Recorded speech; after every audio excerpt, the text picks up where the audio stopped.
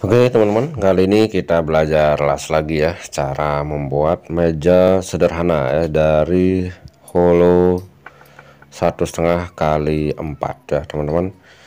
Oke, jadi di sini ada dua cara atau dua pilihan ya untuk proses pertama ya. Untuk teman-teman yang mau bikin meja seperti ini, kalau misalkan untuk persegi atau kotaknya mau dibikin bagian kopnya dulu, bagian atas ya, kotak bagian 4 bagian atas. Jadi ukuran meja yang kita bentuk sekarang ini adalah tinggi 50 cm, lebarnya 50 cm ya, persegi ya 50 cm, lalu untuk panjangnya sekitar 90 cm teman-teman.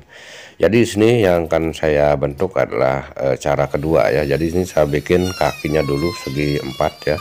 Jadi besi holonya saya potong 2 meter ya, dengan digaris seperti ini per 50 cm, dan kita akan membuat sudut di setiap sisi yang sudah kita garis tadi per 50 cm. Jadi biar lebih mudah tinggal kita tekuk aja, langsung bagian pinggir atau kaki meja sudah terbentuk teman-teman. Oke, jadi saya usahakan sejelas-jelasnya ya, sedetail-detailnya, cuman gambarnya sini sedikit saya percepat supaya tidak terlalu lama teman-teman. Jadi setiap per 50 cm sudah kita garis, kita coak 45 derajat seperti ini teman-teman. Jadi tinggal kita tekuk aja ya untuk kaki mejanya. Jadi pengerjaan juga lebih simpel dengan cara seperti ini. Kita bentuk kakinya sekaligus kop bagian atas ya, ini udah terbentuk. Nanti untuk dua bagian panjangnya tinggal kita sambung aja teman-teman. Oke, cukup contohnya satu aja teman-teman, tinggal lakukan hal yang sama untuk garis-garis yang sudah kita bentuk tadi ya, per 50 cm, jadi totalnya 2 meter. Oke, tinggal kita tekuk aja seperti ini teman-teman, dan kita akan lanjut ke proses pengelasannya ya. Jadi ketebalan besi ini 0,8, cukup tipis teman-teman. Jadi seperti apa prosesnya, jadi apa aja kekurangannya ketika kita menggerinda yang bisa dikatakan kurang rapi ya.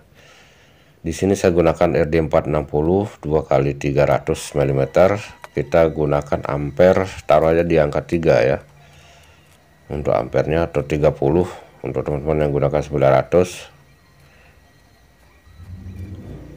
Oke, untuk kemiringan kawat lasnya teman-teman diusahakan seperti di gambar ya, kemiringannya sekitar 30 derajat, jangan lurus, tegak lurus itu bakalan lengket kawat lasnya.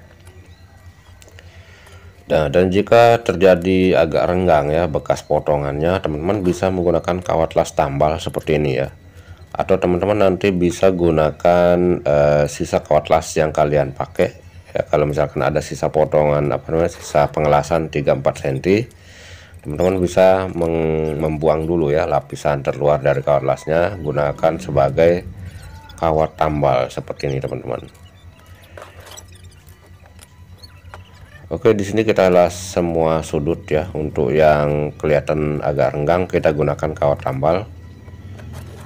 Jadi yang menentukan kita gunakan kawat tambal atau tidak itu yang pertama ya karena presisi pemotongan awal. Jadi kalau misalkan tidak presisi itu bakalan nyisakan lubang ya. Jadi di bagian sambungan sudut itu agak renggang. Jadi kalau misalkan kita las besi tipis yang agak renggang itu akan rentan bolong teman-teman. Jadi usahakan potongannya itu harus presisi rapi. Jadi ketika kita proses pengelasan itu rentan bolong sedikit berkurang ya. Oke, setelah semuanya kita las, kita proses pengamplasan teman-teman. Jadi untuk bagian sudut-sudut seperti ini ya, jika teman-teman masih ada yang bolong, teman-teman bisa gunakan dempul ya. Dempul sudah saya bahas di video lain, untuk mereknya juga teman-teman bisa cek nanti. Oke, selanjutnya kita proses pengelasan untuk bagian lebar dari mejanya. Di sini teman-teman las bagian sudut aja dulu sambil pastikan semuanya berdiri presisi ya. Kita pakai siku magnet juga bisa teman-teman. Jadi pastikan berdiri tegak lurus dulu, baru teman-teman las di bagian sudut ya. kalian tanda-tandai aja dulu, jangan sampai laspol. Tandai dulu bagian setiap sudutnya, baru nanti kita akan laspol teman-teman. Oke, semoga videonya jelas biarpun kita percepat seperti ini. Oke, bagian dalam kita las teman-teman, jadi supaya nanti lebih mudah kita bikin berdiri seperti ini teman-teman, baru kita lanjutkan proses lasnya ya. Nah, jadi sebaiknya sebelum proses pengelasan kita cek lagi untuk sudutnya teman-teman ya, supaya mejanya benar-benar berdiri tegak lurus.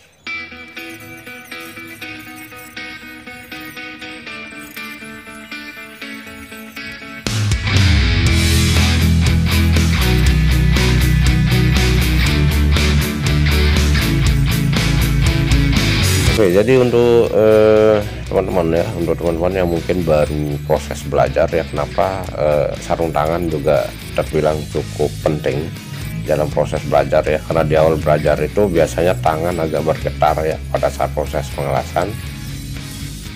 Jadi sambil kita proses pengelasan, teman-teman bisa memegang busur lasnya sekaligus, supaya tujuan atau poin pengelasan juga tidak berubah ya. Karena biasanya di awal belajar itu ketika terkena kilatan, mata kita tuh agak langsung seperti kita nggak melihat teman-teman ya di awal belajar.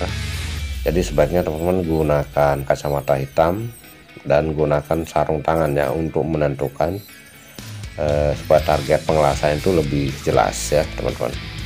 Dan tentunya seperti yang saya bilang tadi, untuk proses pengelasan itu biasanya agak bergetar ya awal-awal belajar. Jadi sebaiknya teman-teman gunakan sarung tangan yang pertama sebagai pelindung tangan, yang kedua kita bisa lebih menstabilkan tangannya ketika proses pengelasan.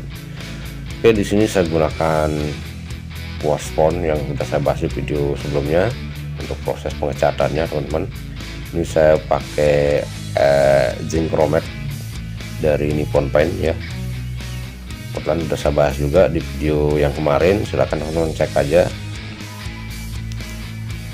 Selanjutnya untuk bagian atas saya menggunakan kaca ya, seperti gambar pertama tadi. Oke, ini udah kering teman-teman catnya ya, tinggal kita ukur aja di lebar panjang dari kacanya, lalu kita bikin sudut di bagian sudut ya, 4 sudut. Untuk penahannya di sini saya gunakan siku L aluminium, saya tembak pakai paku ripet. Teman-teman bisa gunakan siku besi juga ya, bisa bentuk seperti ini untuk bagian sudutnya. Nah, buat teman-teman yang punya kritik pertanyaan atau punya request video, silahkan aja di kolom komentar. Semoga video singkatnya ada manfaat buat kita semua. Sampai jumpa di video selanjutnya teman-teman.